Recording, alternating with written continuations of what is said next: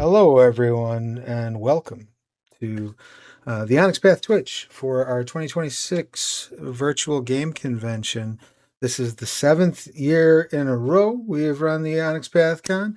We are here with the Trinity Continuum panel. Super excited to share the screen with some lovely, wonderful folk responsible for the awesomeness that is the Trinity Continuum. I'm in no particular order. Allow me to introduce my fellow panelists. I've got Ian Watson. Ian is our Trinity Continuum content lead and generally awesome carbon-based life form. Ian, if you would please give us a little bit of info about yourself and how you are connected to the Trinity Continuum. Hi, I'm Ian, he, she. I am the content lead in charge of the Trinity Continuum. I'm the community moderator.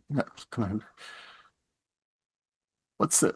I just forgot my title at Onyx Path. Community manager? Community manager. Manager is the M word. Community manager for Onyx Path.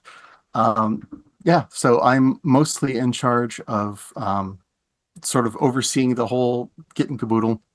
I'm the one who ties together the setting bits from game line to game line. I outline to the developers and to the writers of each individual book the sorts of things I'd like to see. And I get final approvals on our manuscripts. Sweet. The person that ties it all together. Your work is much appreciated, Ian. Thank you. Next up, we have Larry Blamire. Larry is responsible for such cinematic greats as The Lost Skeleton of Cadavra, but also the beautiful, wonderful, powerful tangent of Steam Wars. So if you could, Larry, please give us a little bit of your details. Yeah, I realized that I've been doing writing and graphics for Onyx for 9 years now, which surprised me. Wow. I've always felt that my long time pet project, Steam Wars, might be a fit. And finally, just over a year ago, we started exploring that. And Steam Wars is it's a steampunk epic that I actually started developing before there was a term steampunk. And the conceit of Steam Wars, as this graphic kind of shows you, is that warfare is mechanized with large machines in the form of warriors, but they're not robots. They're manned by a crew, and that is pretty much that's the main conceit of Steam Wars. Excellent, which makes for a very cool foundation for a role-playing game because you are playing a crew that is manning this steam rig. It's got a built-in reason for you to have a group of people getting together. There's just add players and mix, no additional ingredients necessary. So it's a pretty good jumping off point. And the one thing that really grabbed me about the visuals of Steam Wars was having the lookout on the crest of sort of the Centurion helmet there. Very much so. Yeah. That was perfect. I love that. Yeah, that was kind of a takeoff point almost. That was an iconic kind of image. And I think watching movies as a kid, I always liked the Spartan helmets. I thought, oh, those are cool. And I did a mural in high school, which had, people standing on top of the crest. And so now I do these paintings with all these wrought iron balusters all over the place. And it's, that's kind of a main image for me. It's awesome. It's very cool. And speaking of both awesome and very cool, Sean Creef. Sean has done extensive mechanics work on various Trinity properties and some setting facing work as well. Sean, tell us a little bit about yourself. I'm Sean Creef. I have not had the pleasure of working on Steam Wars yet, but I've done some stuff for Core, Aberrant, Aeon, and Aether. I believe that's all. And I'm now staring at the little guy in the cockpit in the Steam Wars background, and I never noticed him before. and he looks like he's having a grand old time. I imagine it is quite fun to be piloting a steam rig, which we will definitely be delving into as we get into this panel. I do want to remind everybody who's watching at home, first of all, thank you, of course, for being here. Secondly, we are currently holding our anniversary sale, so all Onyx Path products, digital, up to 80% off over at Drive-Thru RPG. If you haven't head over there yet to pick them up, please do. It's a perfect time to catch up on things that are out for the Continuum that maybe you haven't yet grabbed at the store. If you have any questions throughout the course of the panel, please be sure to type them in the Zoom chat. You can type question in all caps or use our Chips of Onyx to Twitch chat. Yeah. We're the ones in Zoom chat. That one too, the Twitch chat. You'll put it in the Twitch chat. I'll put it in the Zoom chat. They all blend together. It's all the same thing. Reality is illusion, and we all live on the correspondence point. But yes, if you have any questions, please drop them in the chat. If you type question in all caps or use your Chips of Onyx to highlight your message, that makes it a little easier for us to see that it's there, and we'll do our best to answer everything you ask. So, to kick things off, let's talk about the broad view of what's going on with the Trinity Continuum. Sure. Ian, do you have I guess, an overarching statement of the current viewpoint of the Trinity Continuum where we sit right now? Yep. Those of you who are showing up looking for like big fancy new announcements for new game line, we don't have that right now. Sorry. Our emphasis right now is on finishing the last remaining Aberrant books, because I think those are the oldest books that we have left to deliver. So that's From the Shadows, Best at What I Do, and Hated and Feared. So we want to get those out, as well as a lot of the other stuff that we have in the works, but mostly Aberrant. We also want to deliver on some of our outstanding crowdfunding campaigns, which I think right now is the Player's Guide, Aegis, and Steam Wars. I'm afraid we don't have an ETA on those. Things happen at the pace they happen, but stuff has been slowed down a lot, as not just us, but a lot of the other companies that we're working with are trying to figure out tariffs. Because some stuff ends up being a lot more expensive, some stuff you might not expect. So each company is trying to figure out their own way through things. So we sort of had to put a big pause on a lot of the stuff that we had in the works, including these 3 books. So things are starting to move forward again, fingers crossed, and we're trying to get them out as soon as we can. And if I can just add on to that just a little bit, Ian, to say that we now do have books at press.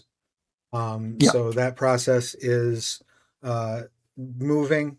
It's probably going to feel slower than some of us might want it to. I would love to be able to hold up my copy of Steam Wars right now for y'all to see. I'm sure Larry also feels the same, and everybody else on this panel probably. But we got to get through the queue. We will get things as we can, but the things are in motion. We're not just in a holding pattern right now. So I want to make sure that that's very clear to everybody.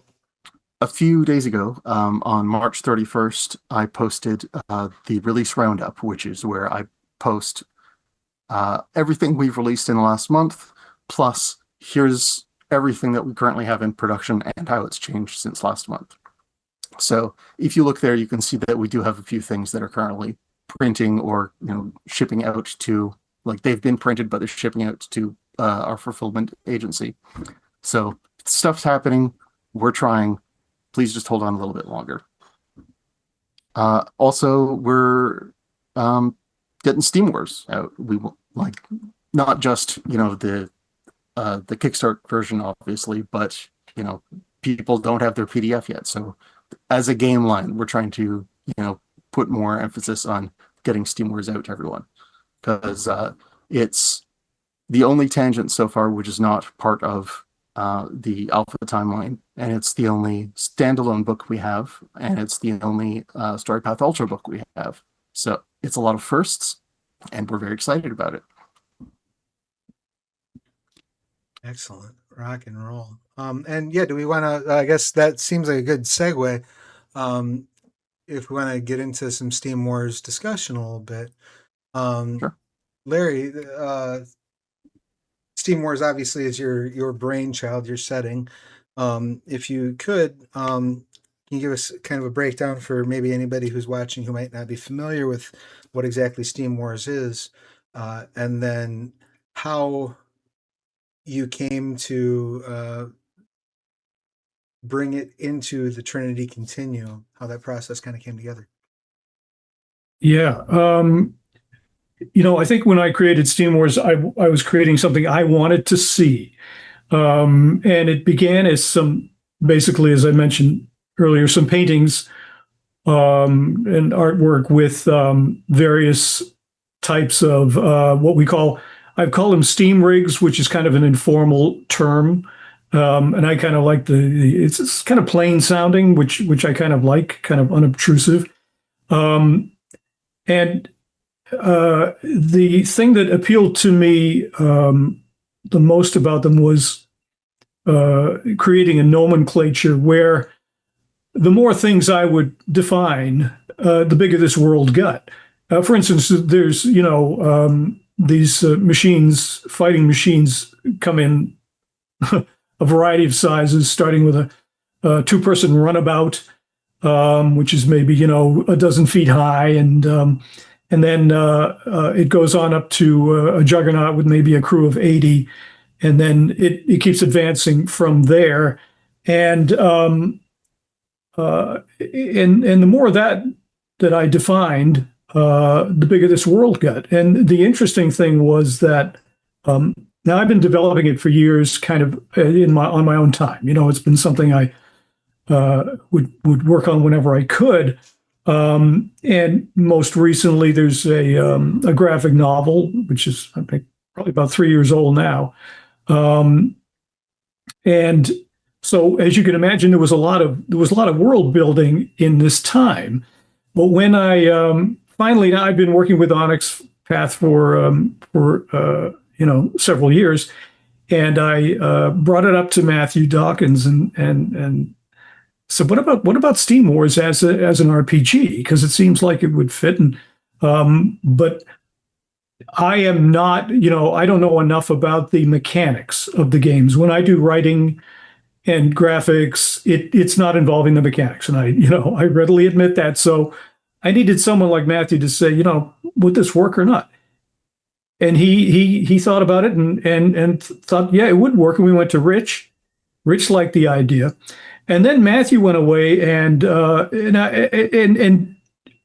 I had done a lot of world building, but he developed an alternate history timeline that was absolutely stunning. I mean, it was so, you're involving the Third Carlist War. I mean, it was so, he took so many obscure points of history and put them in this alternate timeline. And for me, what's important in Steam Wars as a steampunk story is that it's somewhat grounded, and I love fanciful steampunk, which is great. But this is really like a world that it's very much like the Victorian world, except for these giant machines. That is really the only difference, and that to me that keeps it grounded and real. I've joked about it being blue collar sci-fi, because it's really it's about like regular crews. They're like the people that are in a war movie. And instead of a tank, or a submarine or a destroyer or dreadnought or whatever, it's these giant machines. But the crews kind of have their own dynamic, and some of that is based on the naval examples, where you have, for instance, this guy. Let me see if I can point to the guy in the pilot is going to get into a speaking tube. He's going to talk into there, down to the gunner in the chest area where the artillery is, or another speaking tube all the way down to the engineer. More steam and that kind of thing. And there's a deliberate clunkiness to that I love, because it kind of ups the excitement of the battle, because there's a number of steps to go through, and it's not high tech. And I kind of think, I like to think audiences are ready for low tech because it's, we go higher and higher, high tech, higher and higher and higher. And I think it's a sort of getting back to nuts and bolts that I think is kind of appealing. And the crews are diverse. And one nice thing about when we started working on the game was opening up the world of these steam rigs and crews to just basically all kinds of people. We even touched on the, I'd already, in the graphic novel, I touched on the desegregation of the steam rigs, which it was important to sort of follow that alternate path, the similar way that the armed forces of the United States, for instance, became desegregated, and so on. And this also opened the door for female fighters. And one of my favorite characters is probably that I had created originally, Lucy Tillencrest, who's an engineer. Her father was like the Oppenheimer of steam, John Chandler Tillencrest. I mean, and with that came some of the guilt of what have I done, because he's developing these giant machines of war. And so Lucy is, I think, a really neat character because she's an elegant Victorian lady who is a mechanical genius and then gets, grease and stains all over her working on an engine. And she also develops a type of engine, which is a very eccentric character. So she develops the kind of engine where an organ keyboard is running the pipes and running the steam power. And she has several different machines like that, So I like there being, some eccentricity in that. But the one of the things we had to deal with. Now I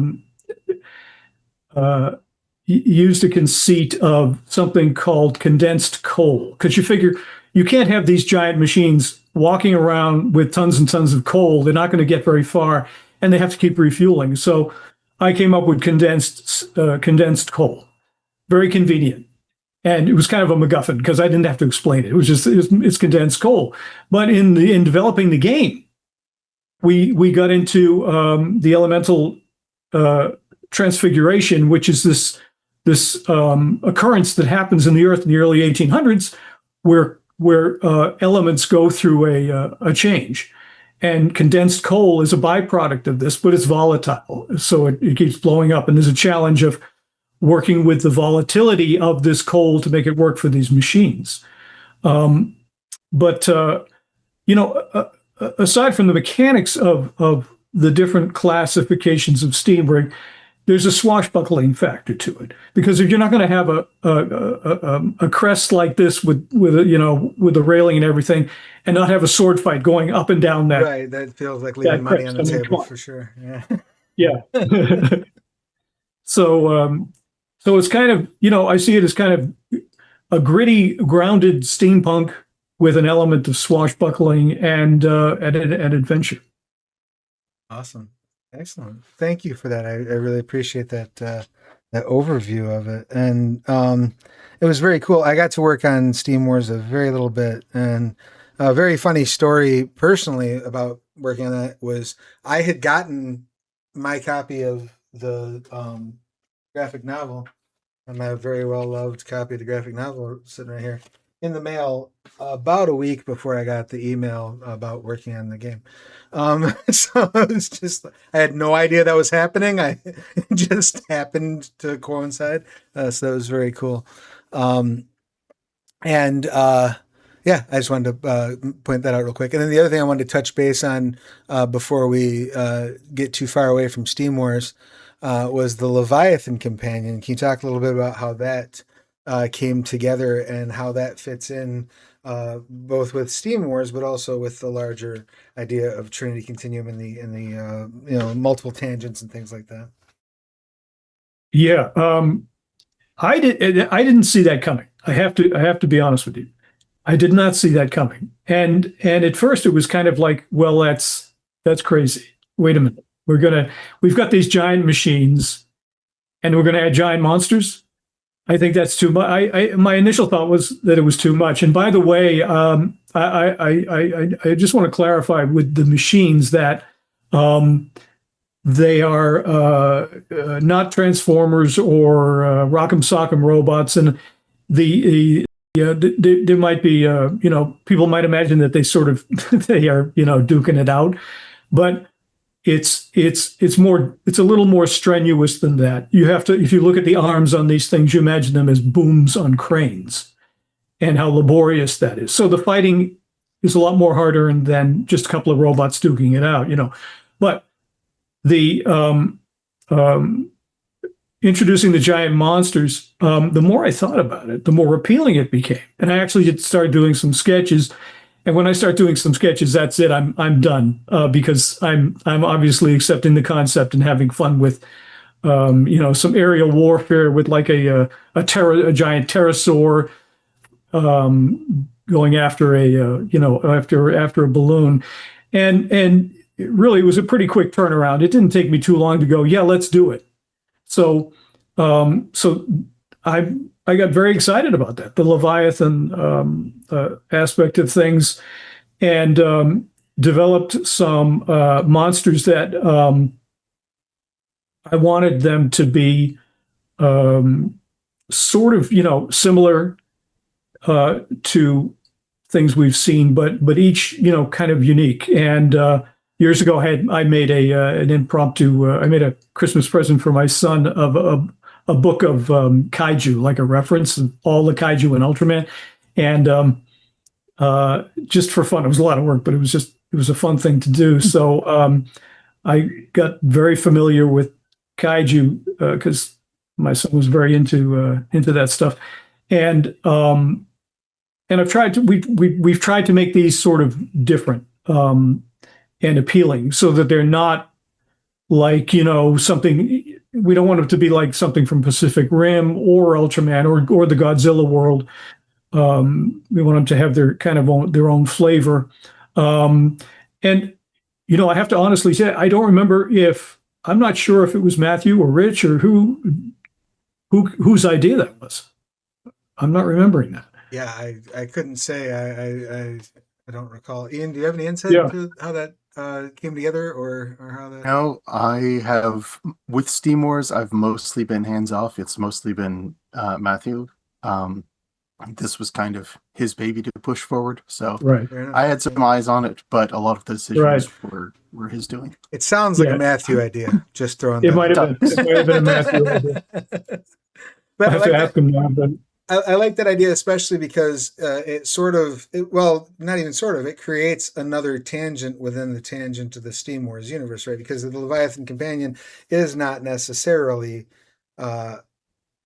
bound to happen within Steam Wars, right? It sort of is another alternate universe. So again, kind of showing the infinite facets of the Trinity Continuum. Yep.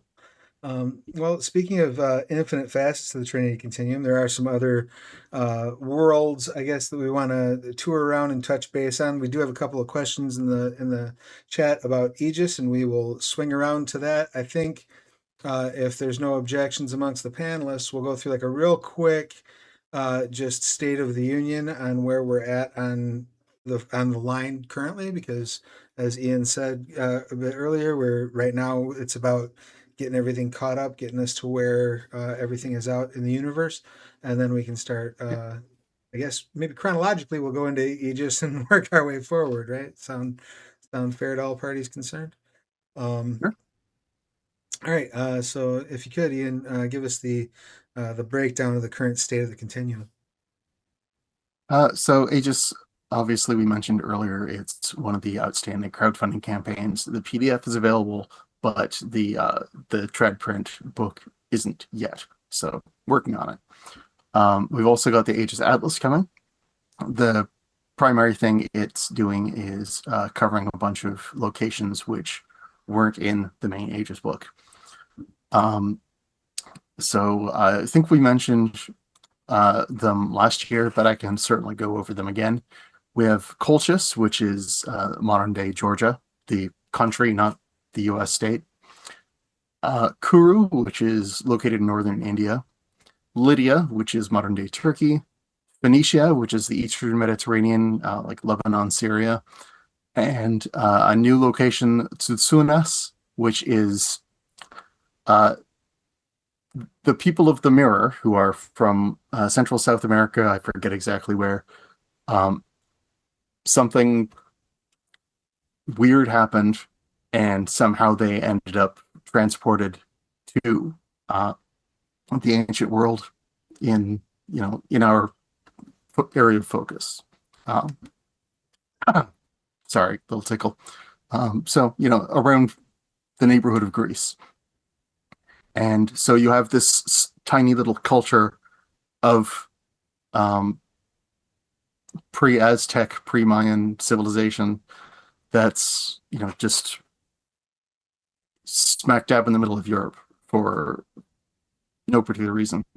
And they're clashing with the cultures all around them, obviously, because everything's weird and they don't belong. So it'll be interesting to investigate what's going on there. That sounds very fun. And I see, how did Aegis come about? Mostly, I got although there are some references to alternate time periods in the Aberrant Player's Guide, which came out in 2001, 2002. I mostly got it from the Adventure rulebook, which was earlier in 2001, where a good chunk of the book is written as like diary entries or letters between some of the main characters. And at one point, Michael Donegal writes, "I think we can look to myth and legend for a different way to categorize the new breed walking the earth, should categories be desired. Daredevils are the heroes of myth, the Daedalus as well as the Jasons. Mesmerists are wizards, witches, and sorcerers who haunt the corners of our past. And stalwarts are gods of the dawning age. But if we are to be gods, where will mere mortals fit into the world?" So I thought, that's really cool. I would love to see the character types from Adventure in the context of the ancient world. And so we started developing the basics of what became Aegis. Sweet. And then moving forward from that, we have Aether, which is our Victorian period setting. The other one, not Steam Wars. So both of those are going on in different timelines. With Aether, we have an audio drama coming out. We have the Aether Companion, the Aethernaut Collection, and the Aether Player's Guide. So good chunk of books there. For Adventure, we have Dangerous Skies, which is, I believe that's the adventure which is based on the audio drama that we did as sort of a preview of the adventure. So that's sort of getting folded back in as an RPG supplement. And then the Aberrant books, Best at What I Do, Hated and Feared, and From the Shadows, which those are the ones we're putting emphasis on right now. And then for Aeon, there's the Tasty Bit Omnibus, #2, covering 2024's Tasty Bits. And I think that's it. Yeah, I think that's everything that's left, because I think we just put out the last announced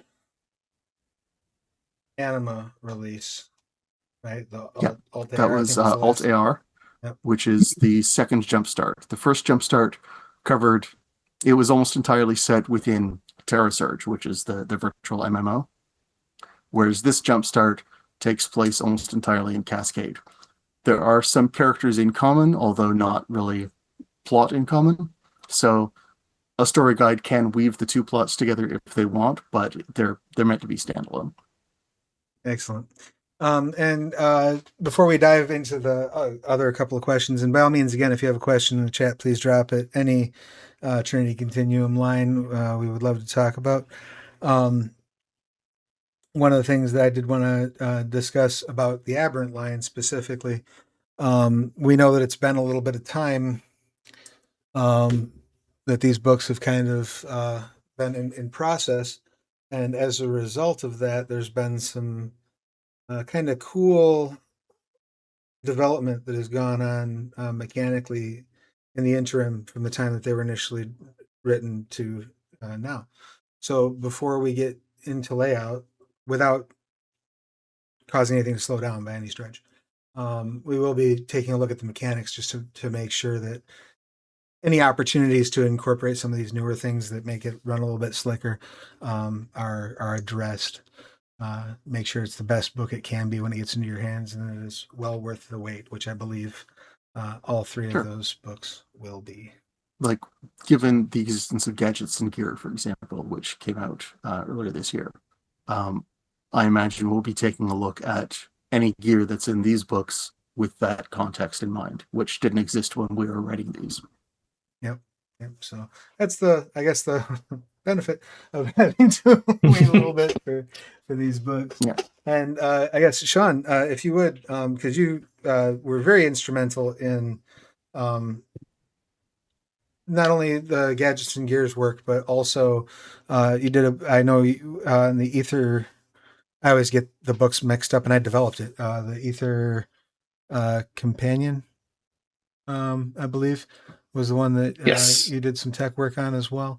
So if you could, go ahead. For the Aether Companion, I did mostly setting and characters. Actually, I didn't do much tech stuff, except for, well, that's something that could fall under tech, but I'm not going to go into it right now because it would spoil things. Fair enough. So yeah, what would you like to share a little bit, I guess, about that process, about some of the things that we've done to offer some streamlined options and how working on that has been? So I have always liked the super science aspect of Trinity Continuum ever since the 2019, Ian. December 2019 is when it came out. Yeah. Okay. So yeah, always been one of my favorite parts, but it didn't have enough word count, I think, given to it to do, because it mostly only worked with building machines, which was fun, but people wanted to have, crazy animals and crazy, I guess, I don't want to say drugs, but chemicals. I'll say drugs. It's okay.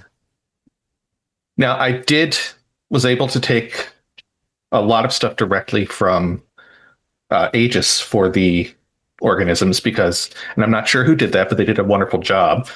And I think, Ian can correct me if I'm wrong, but I think a lot of the DNA from what wound up in the creature creation aspects in Aegis actually was born in the Trinity Continuum Pets Tasty bit, if I'm not mistaken. I think it's a combination, because I know we've covered this territory a few times. Yeah. So there was the Pets Tasty bit, or as I called it, the companion. There was the rules for generating aliens as PCs in Under Alien Skies. And I think there was one other thing that I'm missing. Maybe Aeon's rules for aberrants as enemies. Maybe. That might be what I'm thinking of. So yeah, there's a few things that we sort of crammed together in there. But being a lot of DNA sort of slid through that to wind up into what you were working on, Sean. Continue. I just wanted to shout out that's been something that's been, again, since the earliest stages of second edition.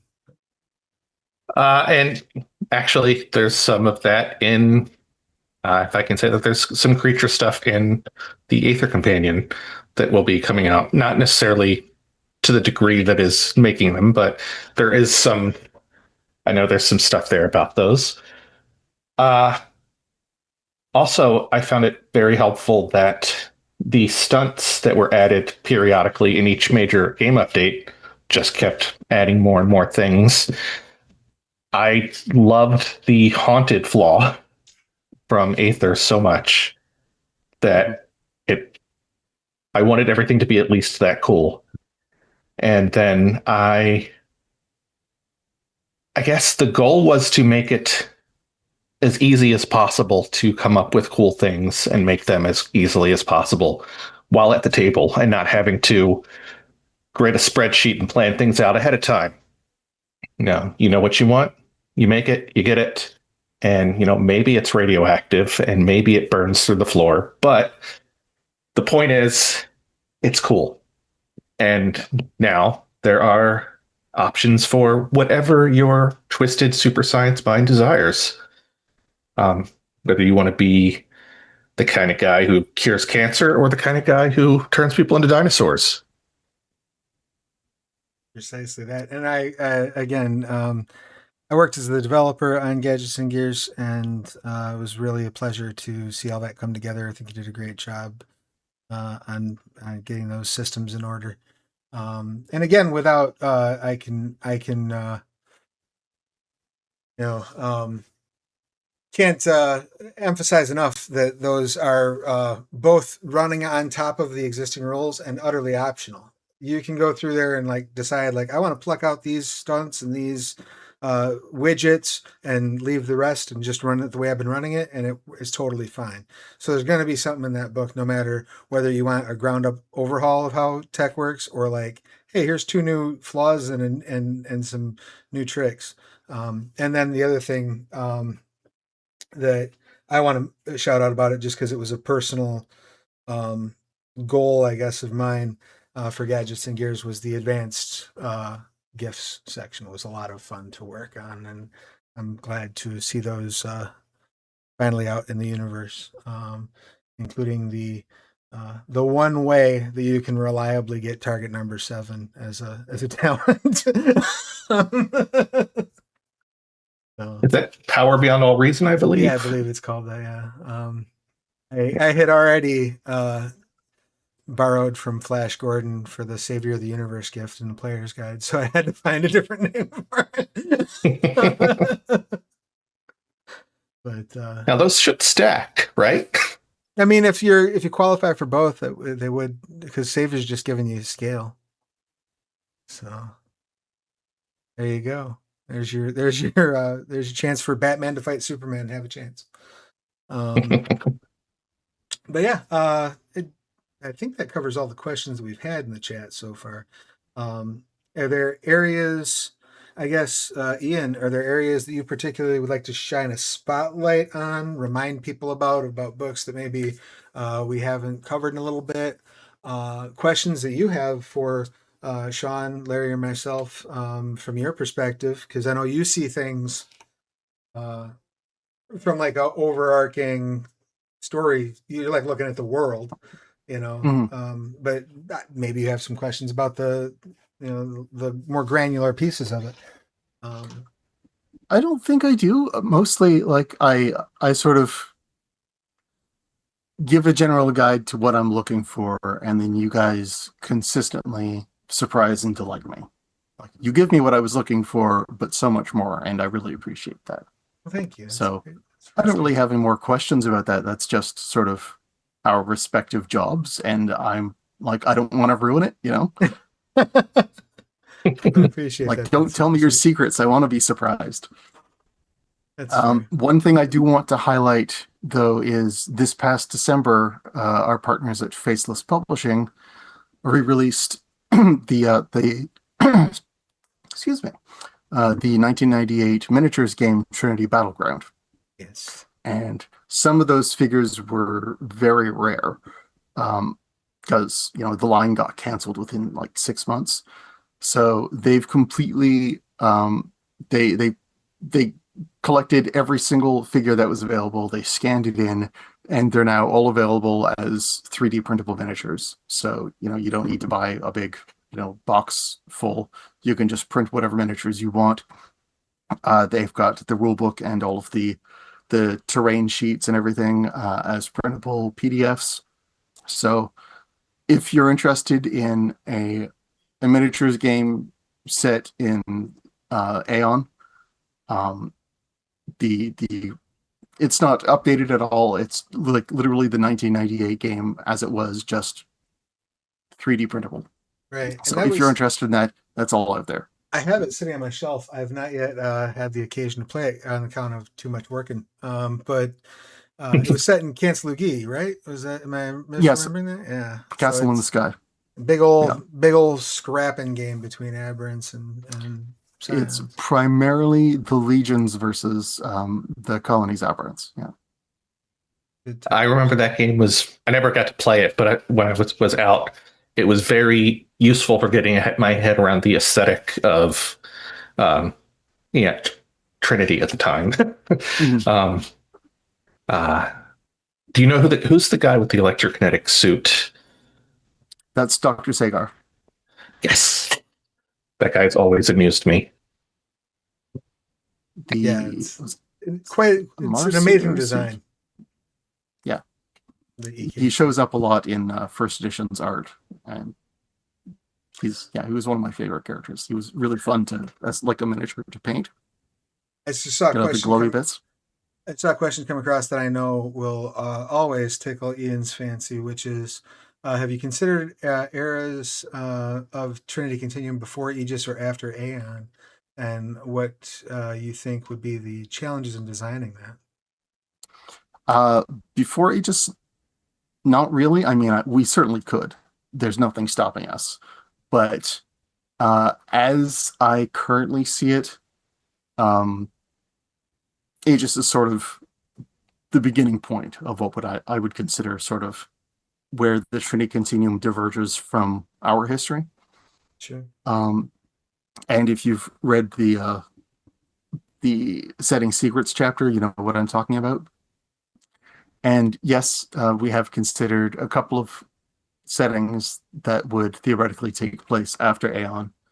But like I've said a number of times, I'm going to keep on doing these as long as Rich keeps letting me. But right now, we're not doing anything new. We're just focusing on finishing up what we've got. Right. Absolutely. So we have. If you would like to see new things, by all means, please let Rich know. Leave a good rating or a good review, or both, on your Drive-Thru RPG purchases. We want more and more people to know about the setting to increase the chances that more stuff happens. 100%. Couldn't agree more. And I'm going to throw a little bit of a curveball real quick here, Larry.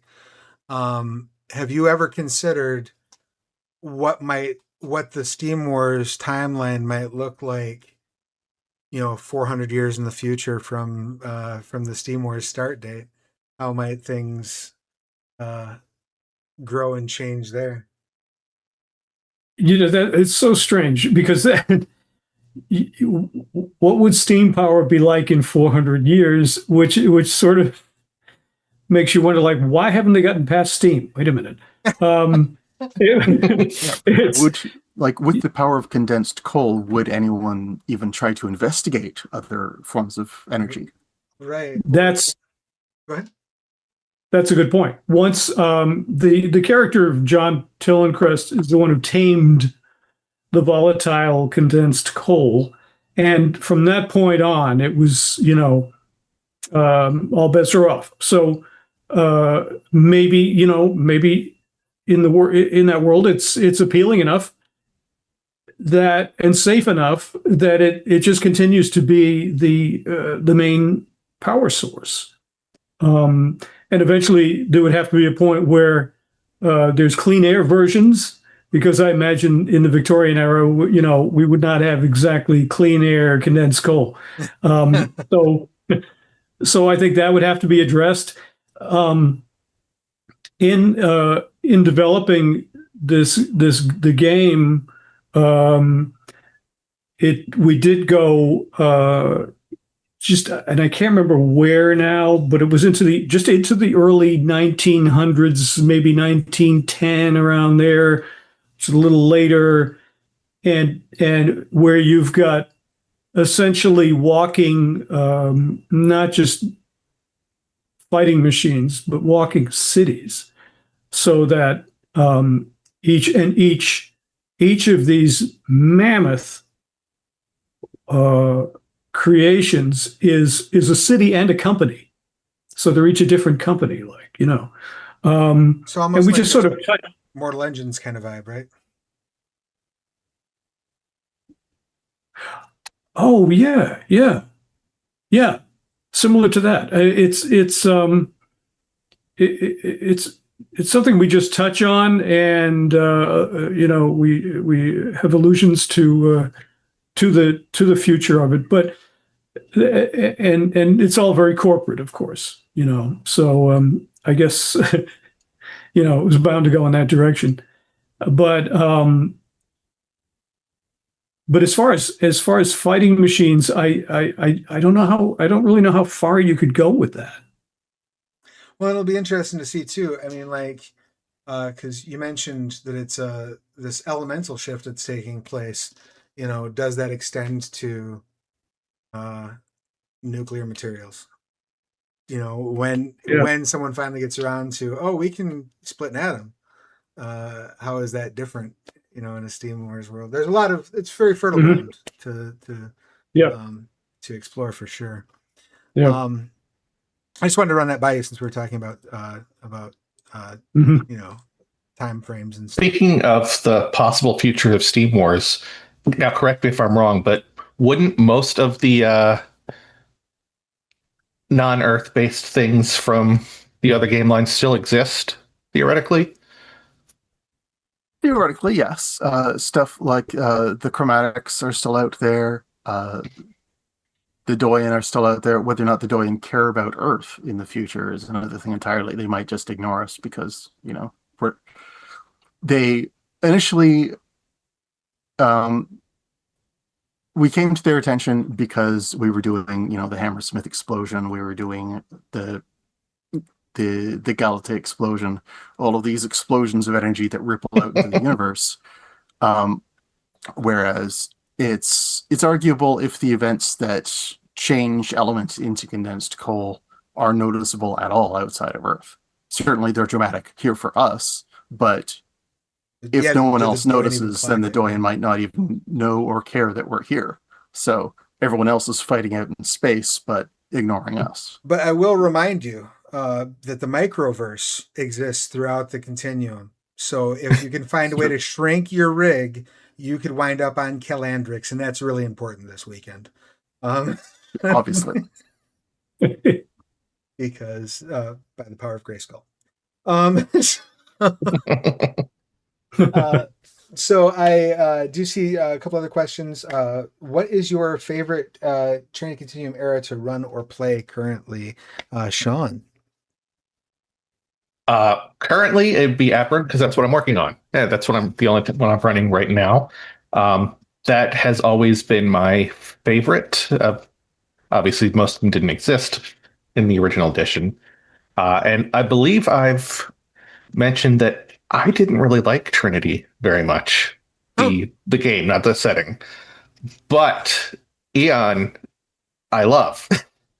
I don't know what it was that was so different, but it was a great job. You mean first edition versus second edition? Yes.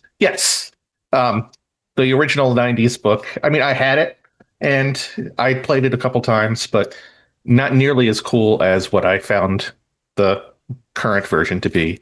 But I'm going to cheat and say I would love to see more stuff in core. Sweet. I like it. Ian, anything that you're currently playing right now? Or have you had time to sit and throw dice around? No, I mean, this sounds horrible given the industry that we're in, but I'm not really big on playing. The part I enjoy is the universe creation, and then I'm happy to leave like the actual exploration of that universe up to other people. So I'm happy to enable everyone else to play, but I'm not much of a player myself. Larry, have you had the opportunity to check out to sit at any Trinity tables as of yet? A little bit of Steam Wars. A little bit of Steam Wars left. Fades away. No. Well, this is me extending the offer. You name a time and a date, we'll make it work. We'll get a Steam Wars game going for you. Get you one shot. For purely selfish reasons, I would probably pick Anima if I had to, because we'll have to get you one too. All right. Yeah, sorry, I didn't mean to interrupt you there. I was just sort of. No. Yeah.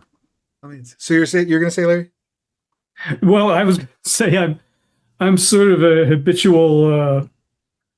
How do I say? I'm just I'm always creating something, and I do a lot of painting, and or a lot of writing, and I do a lot of things that keep me from playing a game. So that's basically it. I have no other excuse. Relatable content. Well, I'll try to twist your arm over the internet and see if we can get you on a Steam Wars game. The other question that I did see come across that I guess for me, boy, I sure want to play some core, and I sure want to play some core in the microverse. That's the thing I would like to do. I haven't been running in a little while. I did have at one point a game running that took place in every published era, but that ran for about 2 years and it finally got done, and I needed a breather from the Continuum, to be honest with you, because that was a bit stressful to have characters who had traveled along and been maintained and all that jazz. But like, we have so many options, not just for like different eras to set your thing in, but different dimensions and different worlds, and it's trying to force them all into one game. I can't even imagine. Like, it was some work. Yeah. And of course we had, people would drop off and pick up along the way. So, you have an Aethernaut and a Nova and a Scion. Oh my, and while it's doable, it can sometimes be a little bit to parse. I have wanted to do that for a long time, Travis, but my idea involved Dracula, and I couldn't think of how to get him into Aegis. That's fair. I mean, if you go, there's got to be a way. Go with the Castlevania route. The castle can do pretty much whatever the plot needs it to. I flip the time travel switch. Travis, did you ever read any Where's Waldo books? Not specifically that I recall. No, I mean I remember engaging them a little bit when I was younger, but no, I've not. Okay. Read them. I don't know if it was all of them or just the one in particular I'm thinking of. I can't remember the title, but it was the one with the yellow cover. So it was never actually pointed out until you got to the end, but each page spread obviously was a different world that Waldo was visiting. Sure. But in each following page spread, there was always one character that had been picked up from. So for the first page spread, you're looking for Waldo. For the second one, you're looking for Waldo and you're looking for one character from page 1. And then in the third one, you're looking for Waldo, someone from page 2 and someone from page 1. So yeah, it just reminded me of your campaign there. That's brilliant. I love that. I absolutely love that. The last thing I just wanted to touch on real quick, because it's been mentioned and I love talking about it. I don't think it's spoiling or anything, but Ian, you can wave your arms and scream if I should shut up. There was a ask, will Hidden Feared offer more insight into Chrysalis and the potential paths to it? Absolutely. We are definitely going to be talking about Advanced Chrysalis. I don't think that's giving anything away, because there are characters that have that in the Proteus Nova Compendium as a edge. And we will get into, if you remember from first edition, there were the 3 sort of paths to power that the Terrigen believed in. And those are the monster, portent, Marvel, and portent. Marvel. And those will be appearing as Chrysalis related paths that you can take if you are part of the Terrigen. So, and those will open some more doors for you. And I think this is tease enough. I don't know if I've mentioned this publicly ever, and Ian can throw a shoe at me again, but there is a method to achieve some of the similar ends to Chrysalis that is revealed in Hated and Feared that is not Terrigen dependent. And I'll leave it at that. Like Jedi and Sith aren't the only path to using the Force. Exactly. Right. Yeah. So, I'm trying to decide if I know what you're referring to. I'm sure you've got. I don't know if I don't know if all the writers got the whole manuscript or not, but we can talk about it in the liminal space between panels. Speaking of which, we have about 5 minutes left of this panel. I do see one more question pop out.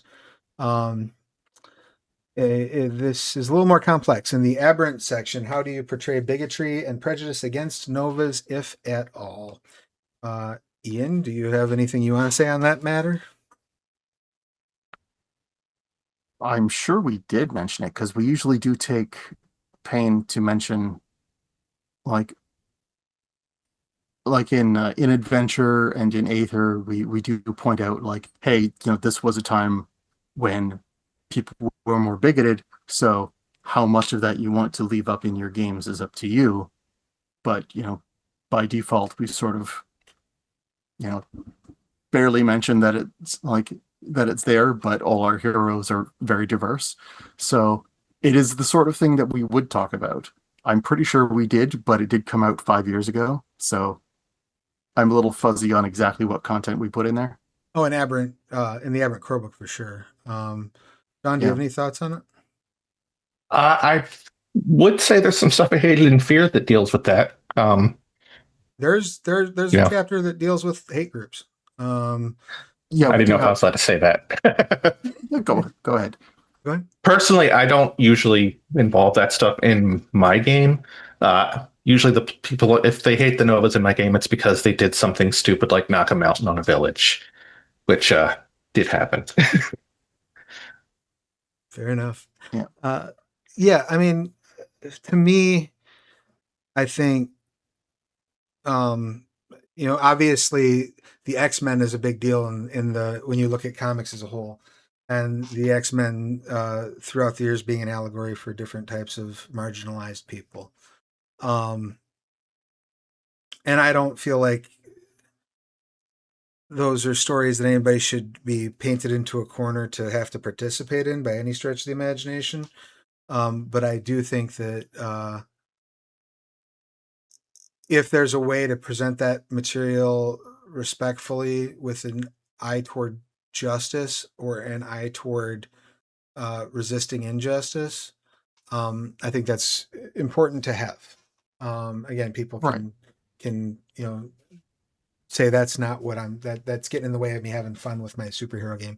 By all means, don't use it. That symbolism and that representation, that is important. So, like a lot of other things in the Trinity Continuum, it's there as an option if you want it, but we're not going to force you to do anything. Right, exactly. And I know, Larry, you had mentioned a little bit at the top of the show about the desegregation in the forces and Steam Wars and forces, yeah. The inclusion of women in some of the things. Is that something that is there's any particular other things about the way that that's tackled in Steam Wars that you wanted to shine a light on, just in light of the question? I know that's not specifically Novas, but just in regards to like the presentation of those sort of themes, was there any, I guess, difficulty that you had in that, or was it pretty straightforward to say, hey, we're just going to say desegregation here, we're just going to say, the inclusion of the women here because of XYZ, bang, and we're done? Yeah, when I was developing it on my own, it was not something that occurred to me too much because I was thinking of these in terms of war movies, and I always saw it as a movie. And in war movies, they're male dominated. That's just the way they are. I mean, they have been over the years. And I started to open it up more and more. And when making it into a game, you realize that it needs to expand to include everybody. And that was a very seamless thing to do. And another thing that was interesting, Matthew encouraged initially. I had the Prussian Empire is that was the Darth Vader. I mean, that was like the they were the bad guys, and the Prussian Empire. It was pretty cut and dry, and then you've got the Allies fighting them and stuff, and you've got different factions. But we sort of we kind of leveled that off a bit, and his idea was to let's just not make it black and white. Let's see that point of view. Let's humanize these different countries. And I'd already divided Prussia into Prussia and Austria, which that didn't happen, but that's, that was one of the conceits to sort of break things up a bit. So, because I didn't want it to be wars based on nationalism or ethnicity or anything like that, which is why we have so many. We have the Iron Ring and the Fulcrum and Die Lanza. We have all these different unions of alliances of different countries and stuff. So it really became so international, and I think that was a really good thing to do, and not just for the game, but for the brand, really. Excellent, awesome. Well, folks, that is our time. Thank you so much for the insight there, Larry. I greatly appreciate it. Thank you so much for your participation, Sean and Ian. And of course, thank you to our audience for being here. Just want to remind you a couple things. Everything that's available digitally over at DriveThruRPG is up to 80% off. If you missed the big announcement during the opening ceremonies, the Scion Nexus is now available for early access. You can hop on over there right now, check it out. You can get a light extinguish, the jumpstart, for free. You can make a character on there if you want to. If you already own Scion Origin or Scion Hero on Roll20, you can connect those accounts and you automatically get access to the Nexus material. And if you own those on PDF, you get yourself, there'll be a link coming early next week with some discounts. So, if you want to get real whiz, you go out and you buy yourself Origin and Hero on PDF this weekend while it's on sale. And then, you'll get yourself a discount on Nexus later, but don't tell anybody I told you that. Sean and I will be back here in about 30 minutes to talk about all of the ins and outs of community content. I actually have a bunch of really cool announcements to make during that panel, so I hope to see you all there. To my fellow panelists, thank you all so much. This has been a riot and a hoot. I greatly appreciate your presence here. To everybody in the audience, we're going to raid you over to the Plastic Age Plays channel, where I do believe there is a Curseborn actual play going on, but I sure hope to see you back here when it comes time for the community content panel. Take care of yourselves and each other. We'll see you again real soon.